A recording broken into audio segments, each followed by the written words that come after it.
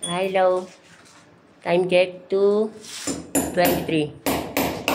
From your side, kasama ko si Kuya Tutoy. Tapos si Foreman. Hi, Por. Ayun. Ano yung ginagawa ni Por? Parang ginagawa mo, Por? Ay, lagayan po ng halo.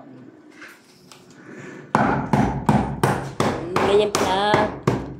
Dapat po pala papabuti ng isang araw para po matigas na. Tapos tumigas na po yan, madali na pong tanggalin yung mga simento. Ayan. Buo na po yan pagkatapos. Ganun lang ka-basic. Very basic. Yung ano sira-sira? Ayan po. Ayan. Basic. Diba? Sira. Bali yan lang po. Palitan na lang bago. Ay. Ayan, ganyan po tama pagtanggal ng mga halo sa ano. Wala na. Wala eh. Ano nagawa?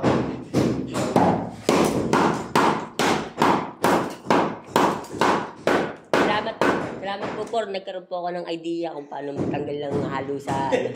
Iwanan na lang natin pag tayo mag-ano. Iwanan yung masun.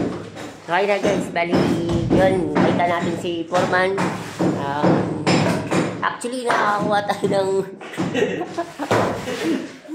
strategy kung paano tanggalin yung halo din sa lagay. Nice!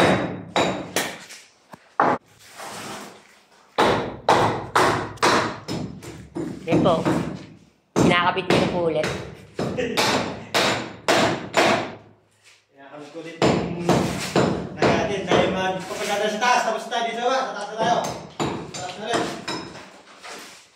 At ikakabit na ito. Ang kasunod makita ko yung limpre ko. Hahambulusin ko na nito. Kasi hindi ko na natin. Puro ano. Yan. Mga yan. Yan. Kaya gagawin sa bason. Shoutout kay Rafael.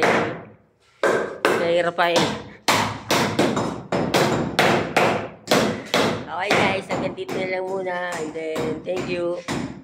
Please like, share, and subscribe.